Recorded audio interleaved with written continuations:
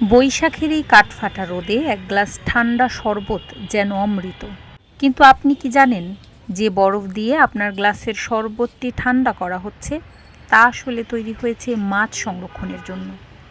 অবাস্তব মনে হলেও রাজধানীর মোড়ে মোড়ে এখন এই বিষাক্ত শরবতের রমরমা বাণিজ্য চলছে। যে মাছের বরফ যে তৈরি করলে বা মাছের জন্য হবে তার না, মানে এরা বিভিন্ন কাজে লাগায়। সো সেই ক্ষেত্রে অস্বাস্থ্যকর পরিবেশে খাওয়া ঠিক না, কিন্তু কিছু করার হয় না, চাহিদার অনুযায়ী খাইতে হয়। ধরেন এখন এই জায়গায় ধরেন আসে, এখন এই জায়গায় তারা ওরকম পাবো না ভালো। অনুসন্ধানে উঠে এসেছে এক ভয়াবহ চিত্র। অসাধু বিক্রেতারা সামান্য কিছু লাভের আশায় খাওয়ার উপযোগী স্বচ্ছ বরফের বদলে ব্যবহার করছে বাণিজ্যিক বরফ। এটা ডিপের পানির থেকে বরফটা তৈরি হয়। এদিকে যে যারা বলে লাশের বরফ বা মাছের বরফ, এ সম্পূর্ণ ভুল। বলতে ডিপের থেকে যখন তৈরি হয় বরফটা, তখন নিয়ে সেনা মাছে দেয়, লাশে দেয়, বিভিন্ন কাজে ইউজ করে এই বরফটা। আমি যে সরাসরি যে বলে যে মাছের, এটা ভুল। হ্যাঁ, বরফ আমি নিজে বেচি, আবার আমি নিজে খাই।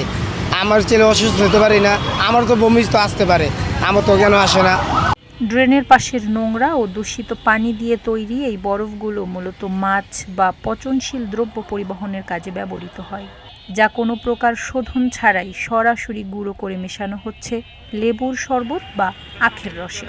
পানি ঠিক আছে, যেটা ছাত্রদের জন্য পানি আমরা ওইখান থেকে আনি, কিন্তু বরফটা আগে সমস্যা আসলো, গোলামোলা আসলো, এটা লিগে অনেক অভিযোগ দেওয়ার পরে এখন বরফ অনেক উন্নত। তারপরে তো যেখানে বরফ বানায় ওইখানে বলে অডিট করে স্যারেরা দেখে, পুলিশ প্রশাসন। তারপরে এখানে যে আনে ওখানে একজন হাকিম কাকায় ব্যবসা করে মনে হয় 30 বছরের উপরে, কারণ এইখানে পুরো ক্যাম্পাসে একজনই সাপ্লাই দেয়। অন্য যদি খারাপ সাপ্লাই দেয় তাহলে তো সবাই ধরতে পারে।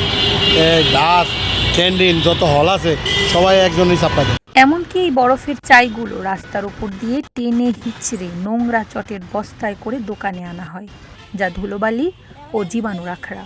সাধারণ পথচারীরা না জেনেই এই পানীয় পান করছেন, যার ফলে শরীরের ভেতর বাসা বাঁধছে মরণ ব্যাধি। চিকিৎসকেরা সতর্ক করে বলেছেন, এই বরফে রয়েছে প্রাণঘাতী কলিফর্ম ব্যাকটেরিয়া ও সালমোনেলা, যা টাইফয়েড, জন্ডিস এবং কলেরার মতো পানিবাহিত রোগের প্রধান কারণ। সেক্ষেত্রে এখন যেহেতু গরম পড়েছে, সবাই এখন আসলে বাইরে দেখা যাচ্ছে পানিটা বেশি করে খায়।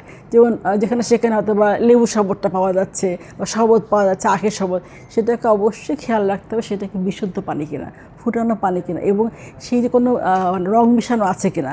এবং যতটুকু জায়গা আসলে খাওয়া যাবে না, মাছি উঠছে, তো সেটা বিভিন্ন ধরনের ময়লা যদি থাকে, খেলে কিন্তু ভালোর জন্য খাচ্ছে মানুষ, কিন্তু সেখানে ডায়রিয়া হচ্ছে, ফুড পয়জনিং হচ্ছে, সেটা করা যাবে না। কারণ ওই বরফটা কিন্তু দেখা যাচ্ছে বেশিরভাগ খেলে মাছের যে বরফটা, সেটার জীবাণু কিন্তু চলে আসছে।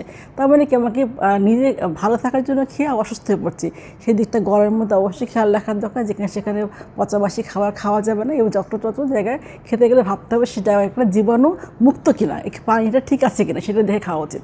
সামান্য স্বস্তির এই চুমুকে দীর্ঘমেয়াদে আপনার লিভার বা কিডনির স্থায়ী ক্ষতি হতে পারে। বিশেষ করে শিশুদের রোগ প্রতিরোধ ক্ষমতা কম হওয়ায় তাদের জন্য এটি চরম ঝুঁকিপূর্ণ বলে মনে করেন চিকিৎসকেরা।